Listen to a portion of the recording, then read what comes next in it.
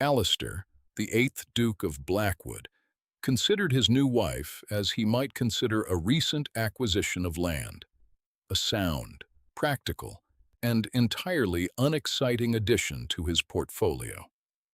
He stood by the long Palladian window of his study, a cavernous room of mahogany and Morocco-bound leather, and watched her cross the east lawn. From this distance, she was a slender figure in dove gray, a muted brushstroke against the vibrant, almost aggressive green of the manicured landscape. She did not stride or glide or sweep across the grass as other women of her station might. She simply walked. It was a quiet, unassuming sort of progress, one that did not demand notice, and for the first 3 months of their marriage, Alistair had been content not to grant it. He had made his assessment of her, Ilara, now the Duchess of Blackwood, in a letter to his closest confidant, Lord Rivington, a man with whom he shared a certain cynical shorthand. The letter, penned in his precise, decisive script, had been a masterpiece of dismissive analysis. "She is adequate," he had written, the words cool and detached. "Her lineage is acceptable, her demeanor placid. She manages the niceties of conversation without incident and pours tea with a steady hand. She will produce a creditable heir, I have no doubt, and will not trouble me with opinions or emotional displays." Then came the concluding sentence, the one that had solidified his judgment into a neat, easily filed conclusion. "She is too gentle for this estate," he had written, swirling the ink with a final, definitive flourish. "Or, indeed, for any real matter of consequence. But she will serve her purpose." That purpose, of course, was the continuation of a line that stretched back 300 years, a duty Alistair approached with the same lack of sentiment he applied to crop rotation schedules and timber yields. Love was a fiction for poets and the poor. A duke required a suitable womb, a placid temperament, and an unobtrusive presence. Ilara, with her quiet smiles and large, observant eyes that seemed to absorb everything and reflect nothing, had appeared to be the perfect candidate. Their marriage had been a transaction, negotiated between his solicitors and her financially distressed father with the cool efficiency of a corporate merger. He acquired a duchess. Her family acquired salvation from ruin. It was, in his estimation, a perfectly equitable exchange. He had met her only 4 times before the wedding. She had been dressed in pale, unassuming colors each time, her voice a low murmur that was often lost in the chatter of the London season. He had noted her fine, delicate bone structure and the surprising intelligence that sometimes flickered in her gaze before being quickly veiled. He had classified it as maidenly shyness, a desirable trait in a wife. It had never occurred to him that it might be deliberate restraint. He was the Duke of Blackwood. He was not accustomed to being assessed, only to assessing others. The world, and everyone in it, was a collection of assets and liabilities to be managed. His new duchess, he had decided, was a neutral asset, pleasant to look upon in a subdued sort of way, but possessing no intrinsic, dynamic value. He turned from the window, his gaze sweeping over the polished order of his domain. Blackwood Manor was not a home. It was a statement, a vast, sprawling testament to centuries of accumulated power, built of cold gray stone that seemed to absorb the light and give nothing back. It required a firm hand, a will of iron, and a mind untroubled by sentimentality. It required, in short, a man like him. His father had been a man of passions, a gambler and a romantic who had nearly squandered the family fortune on bad investments and worse women. Alistair had spent the first decade of his tenure as Duke methodically, ruthlessly, restoring the Blackwood coffers. He had rooted out waste, dismissed sentimental old retainers, and maximized the output of every tenant farm, every mine, every acre of forest. He had saved the estate. He had made it solvent, but he had not made it warm. The house ran on his schedules, his dictates, his unwavering logic. It was efficient, prosperous, and as soulless as a perfectly balanced ledger. He had assumed his wife would simply be absorbed into this machinery, another well-oiled cog. For the first few weeks, she was. She was a silent presence at the opposite end of the long, gleaming dining table.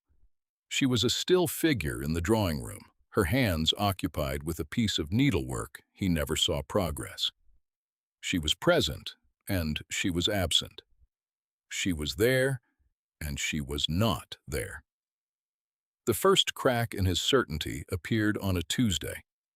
Mr. Finch, his estate manager, a man whose face was a permanent knot of worry, stood before Alistair's desk, wringing his hands. "It's the North Fields, Your Grace. The barley. The yield is down a third on the projection, and the tenants in the valley are claiming the new drainage scheme is souring their pasture land." Alistair steepled his fingers, his mind already cycling through reports and survey maps. It was a complex problem, a tangle of agricultural science, tenant law, and hydrology. He was aware, peripherally, that his wife had entered the room moments before, searching for a book on a high shelf. He had not acknowledged her. It was a business matter.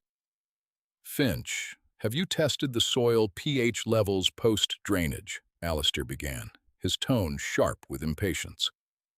"We have, Your Grace. The levels are stable." "And the rainfall?" "Higher than average, but not catastrophically so." From the corner of the room, a quiet voice spoke, so soft it was almost a whisper. "It might be the marl." Both men turned. Alara stood by the bookshelf, a heavy volume in her hands. She did not look at them, her gaze fixed on the book's spine. Alistair's eyebrows drew together in a line of faint annoyance. "The marl," he repeated, his voice clipped. "The new drainage channels," she elaborated, still not looking up, "might be leaching minerals from the clay-marl stratum that runs beneath the North Fields. It would increase the alkalinity of the water runoff, which wouldn't show in a standard soil pH test, but would be enough to affect the barley and the lower pastures." There was a moment of profound silence in the vast study. Finch stared at her, his mouth slightly agape. Alistair felt a strange, unfamiliar sensation. It was surprise. It was not a welcome feeling. "How?" he asked, his voice dangerously level. "Could you possibly know that?" For the first time, she lifted her eyes. They were clear and direct, and for a fleeting second, he saw not shyness, but an unnerving, analytical calm. "My father experimented with land drainage on his modest estate. I read his journals, and I read the geological survey of Blackwood you keep in the bottom drawer of the library's map cabinet." She closed the book she was holding and turned to leave. "You might try adding peat to the affected pasture land," she said over her shoulder, her voice once again quiet and unassuming. "It would neutralize the alkalinity." And then she was gone. Finch cleared his throat. "By God, Your Grace," the manager breathed. "I believe she's right." Alistair did not answer. He stared at the empty doorway, the edifice of his judgment showing its first hairline fracture. He dismissed it, of course, a lucky guess, a piece of trivia gleaned from some obscure book. It meant nothing. He instructed Finch to follow the Duchess's recommendation, and when, a month later, the pastures had recovered and the projections for the next crop cycle were revised upwards, he told himself it was a coincidence. But he began to watch her. Not with interest, not with affection, but with the cautious eye of a scientist who has just witnessed an anomaly. He had classified the specimen, placed it in its box, and now it was exhibiting unexpected behaviors. He noticed that the household accounts, once a source of constant frustration, were now presented to him in a state of perfect, logical order. His formidable housekeeper, Mrs. Gable, a woman who had terrorized a succession of secretaries, seemed to have met her match. "The Duchess has a mind for figures, Your Grace," Mrs. Gable stated one morning, a note of grudging respect in her voice. "She saw in 10 minutes a discrepancy that has taken me 3 months to find." Alistair merely grunted in response. He noticed other things, too. Subtle shifts in the atmosphere of the great, cold house. There were flowers in the main hall, not the stiff, formal arrangements his staff usually produced, but artful, natural displays of wildflowers he had never seen before. The food improved. The menus, which had been repetitive and heavy, now showed a lightness of touch, a surprising variety. He overheard 2 maids gossiping in a corridor, their voices hushed. "Her Grace asked after my mother's rheumatism," one said, her voice filled with wonder. "Knew just the herbal poultice to recommend." These were small things, inconsequential details. Yet they began to accumulate, like grains of sand forming an unsettling dune in the ordered landscape of his mind. He had married a quiet, decorative object, but the house was running with an efficiency and a newfound warmth he had never been able to achieve. He was the Duke. He was the master of Blackwood. Yet it felt as though the soul of the place was quietly, subtly, being managed by someone else. The incident that changed everything, the event that took the hairline fracture in his certainty and split it wide open, was, like his wife, a quiet affair. It concerned a letter, his letter, the one to Rivington, containing his cold, clinical assessment of his new bride. Alistair had received Rivington's reply, a crude, jesting note congratulating him on winning their unspoken wager to find the most biddable wife of the season, and had tucked both letters into a folio in his desk, a place for correspondence that required no further action. He had forgotten about them completely. Alara, in her quiet, methodical way, had taken it upon herself to bring order to the chaotic mess of his personal study. It was a task he had never assigned her. She had simply observed the disarray and, one afternoon, begun the Herculean task of sorting, filing, and cataloging decades of ducal paperwork. He had come in to find her there, surrounded by stacks of paper, a smudge of ink on her cheek. She had looked up, her expression calm, and said, "I hope you do not mind, Your Grace. I thought the room might benefit from a system." He had been vaguely annoyed at the intrusion, but had conceded that a system was, indeed, required. Section he had left her to it. He never knew the precise moment she found the folio. He never knew what she felt as her eyes scanned the cruel, dismissive words he had written about her. There was no confrontation, no tears, no dramatic scene. That was not her way. She simply read the letter, absorbed the cold, hard truth of her husband's contempt. She saw his assessment of her as a placid vessel for his heir, a woman too gentle for consequence. And then, with the same precise, careful hands she used to balance the household accounts, she refolded the letter and its enclosure, aligning the creases perfectly. She slid it back into the folio. She placed the folio back in the exact spot on the desk where she had found it. And then she continued her work. But a door inside her, a door he had never known existed, had swung shut. It had closed without a sound, locked from within. Alistair noticed nothing at first. How could he notice the absence of something he had never acknowledged was there? The surface of their life remained unchanged. They dined together in near silence. They attended to their social obligations with polite detachment. He continued to visit her chambers twice a week, a duty performed with efficient, passionless dispatch. But the change was there. It was in the air, a subtle drop in temperature that he, a man attuned to profit and loss, but not to people, was slow to perceive. The first thing he registered was the silence. Ilara had a habit of playing the pianoforte in the late afternoons. He had always considered it a pleasant, unobtrusive background noise, like the ticking of a grandfather clock. One day, he realized he had not heard it in weeks. The music room was silent, the lid of the instrument closed and dusty. Then he noticed the flowers. The vibrant, wild arrangements were gone, replaced by the same stiff, formal bouquets the staff had always provided.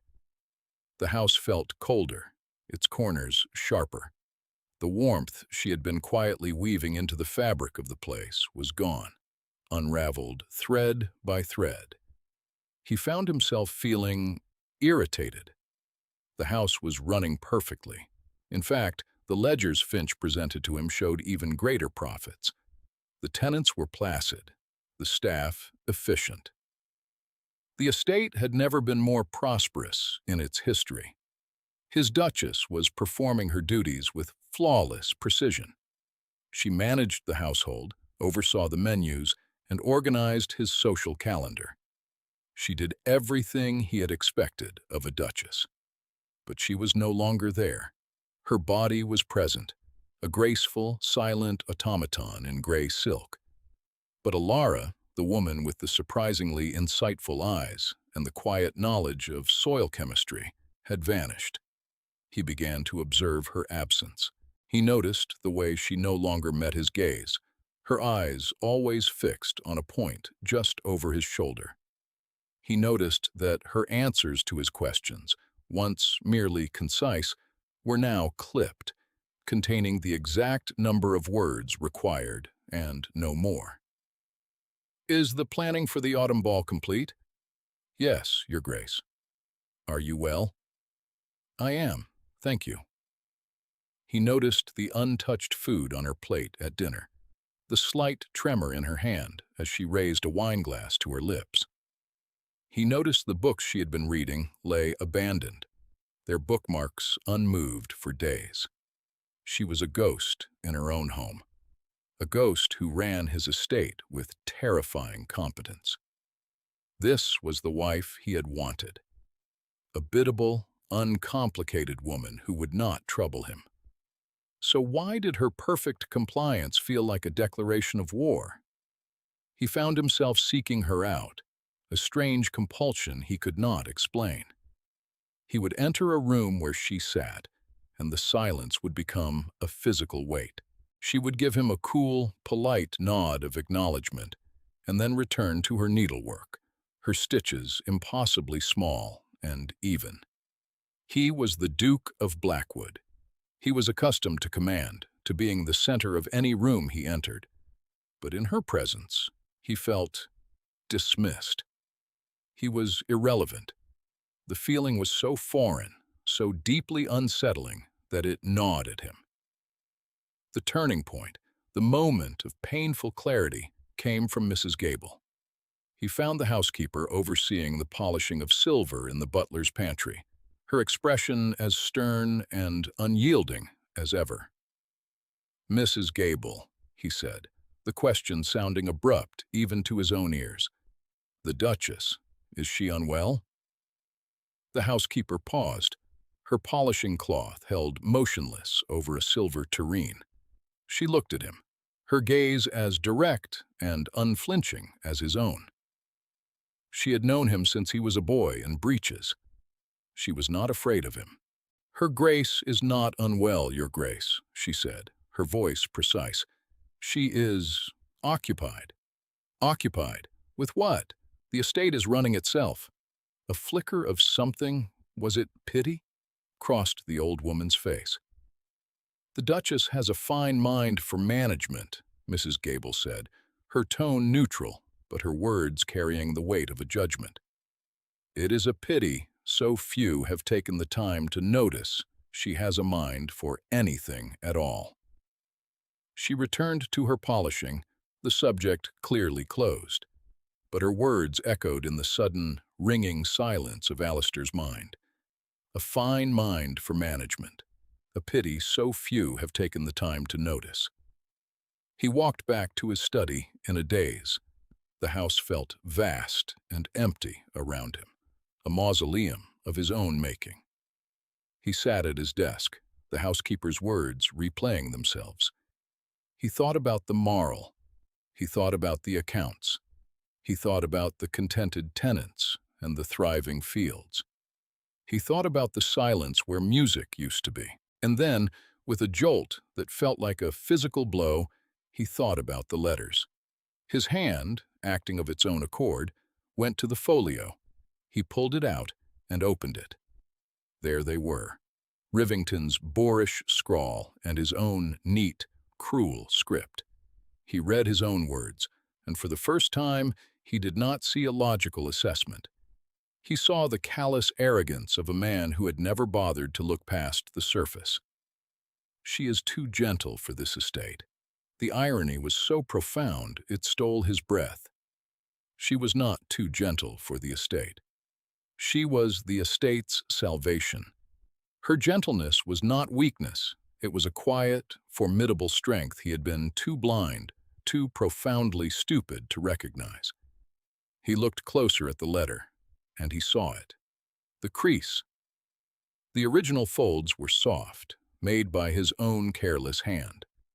But there was another set of creases, sharp and impossibly precise, superimposed over his. It was the fold of a woman who had been dealt a mortal wound and had responded not with hysteria, but with a cold, contained, and absolute control. The fold of a woman closing a door. In that moment, he understood everything. He understood her withdrawal, her perfect, chilling efficiency. She was giving him exactly what he had said he wanted.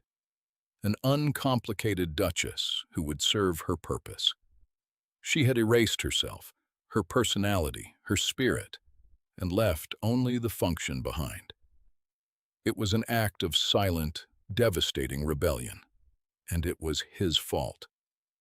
The realization did not come as a gradual dawn, but as a lightning strike, illuminating the full, catastrophic landscape of his folly. He was a fool, a blind, arrogant fool who had taken a rare and brilliant jewel and declared it to be common glass because he had not bothered to hold it up to the light. A wave of something hot and sharp, something that felt terrifyingly like shame, washed over him. He had to find her. He did not know what he would say. "I am sorry," felt like a pebble thrown into a canyon. But he had to say something. He had to try to open the door she had closed. He did not find her in the drawing room or the library or any of the grand, cold rooms of the main house. He found her at last in a place he had not visited in years, the old, neglected glass house at the far end of the walled garden. The glass was grimy and several panes were cracked, but inside, a quiet miracle was taking place.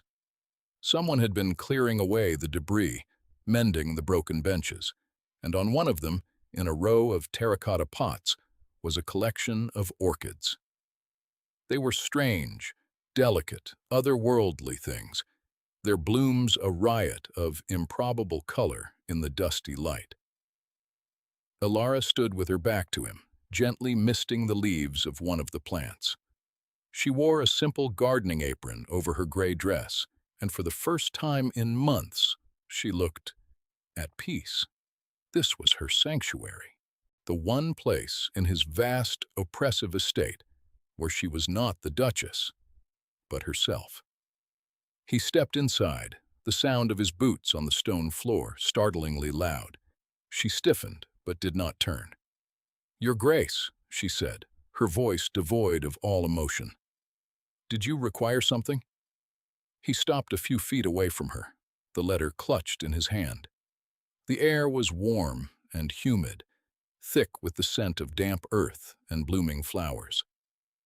"I came to find you," he said, his own voice sounding rough and unfamiliar.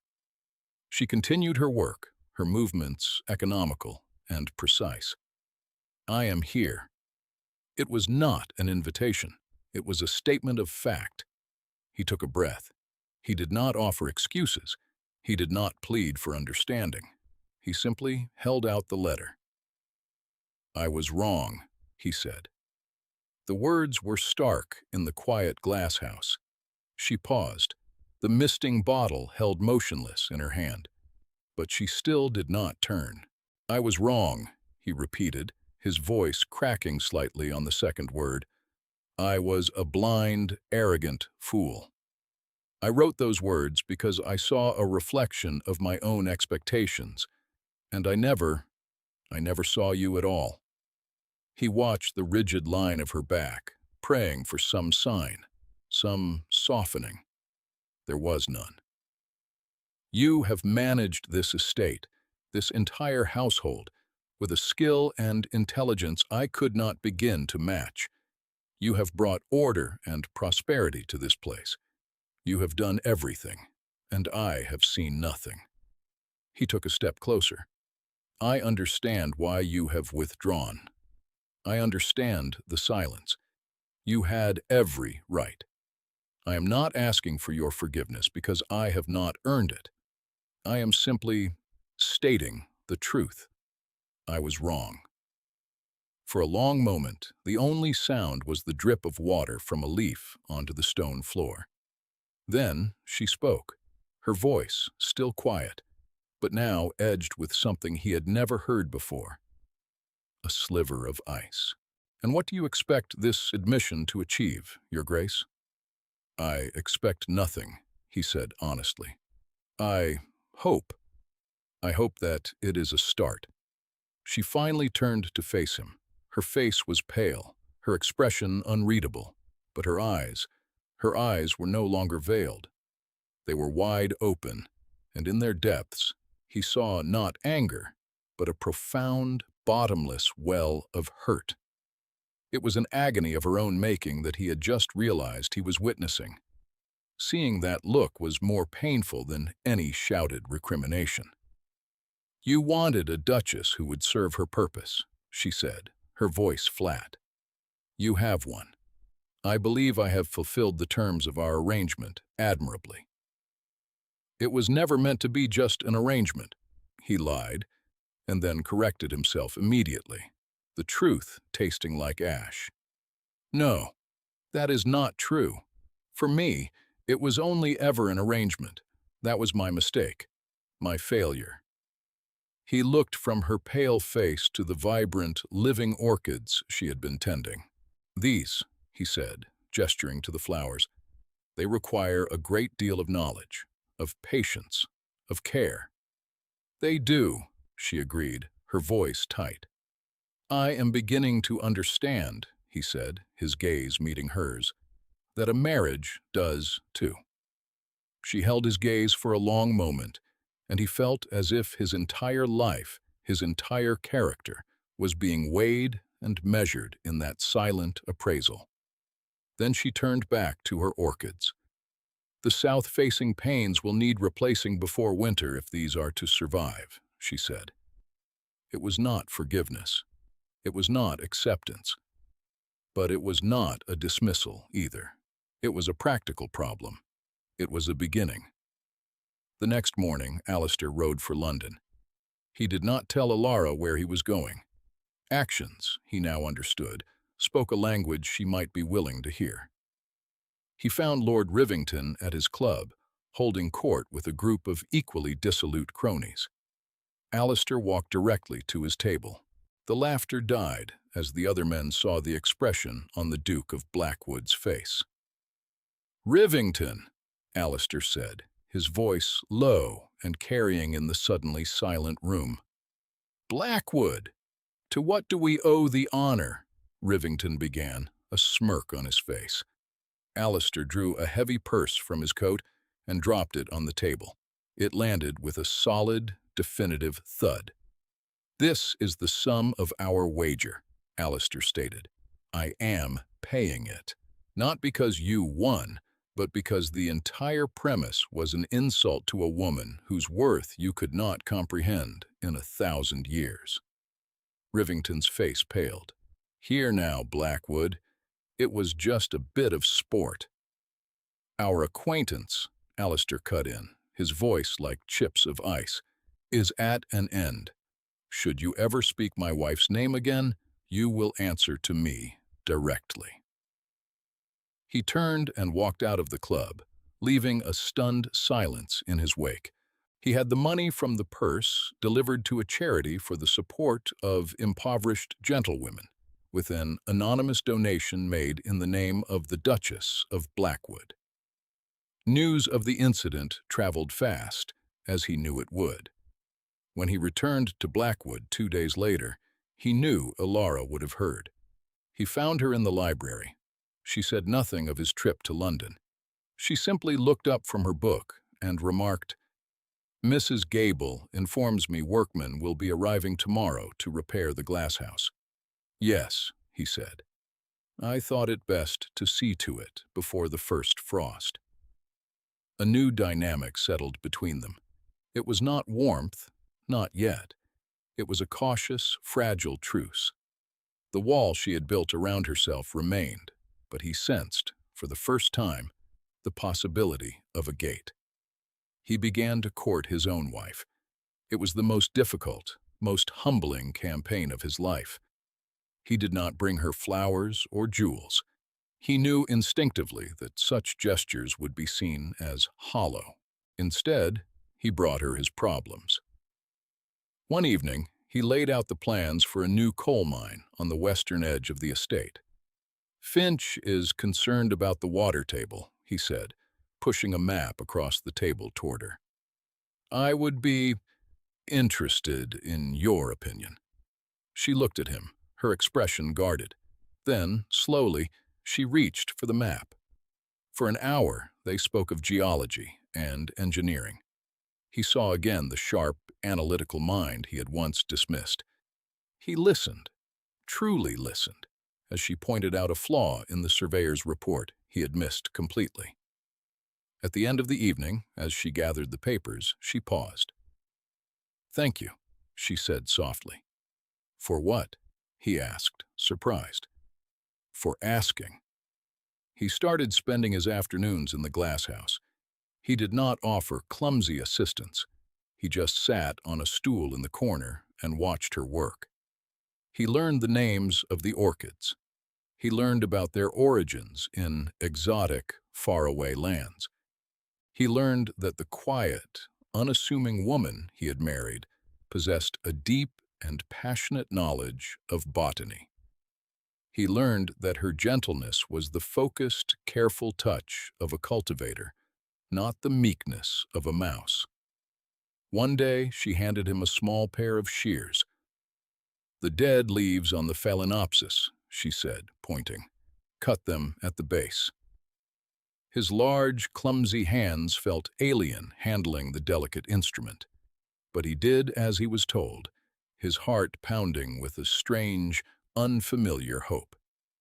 The trust was rebuilding, slowly. It was rebuilding not on grand declarations, but on shared tasks and quiet conversations. He read the books he found by her bedside, trying to understand the landscape of her mind. He was surprised to find not novels of romance, but volumes of philosophy, astronomy, and political theory. Section he had married a scholar and had treated her like a porcelain doll. The final piece of the external wall crumbled when a distant cousin of his, a grasping, opportunistic man named Silas Blackwood, launched a legal challenge to his running of the estate.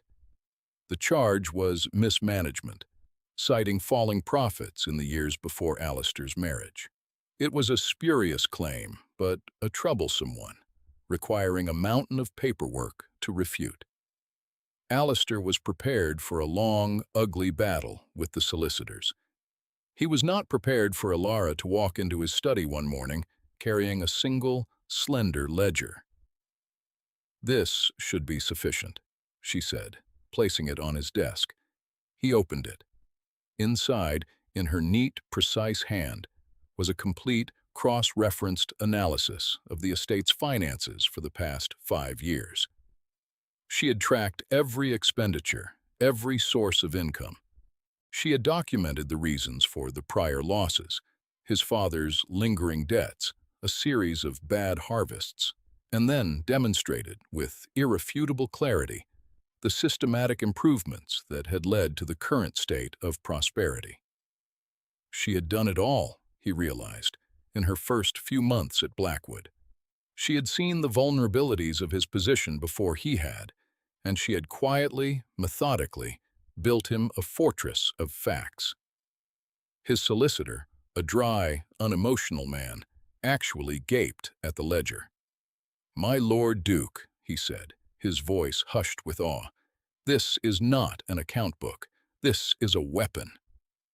The legal challenge evaporated overnight. That evening, he found her in the library, staring into the fire. "You saved me," he said. "You saved the estate from a protracted and costly fight." She turned from the fire, and for the first time in what felt like a lifetime, she gave him a small, genuine smile. "We saved it," she corrected gently. "It is our estate, Alistair." It was the first time she had used his given name. It struck him with the force of a physical blow. In that moment, the last of his defenses, the last vestiges of his ducal arrogance and emotional detachment, fell away. He did not just admire her. He did not just respect her. He loved her.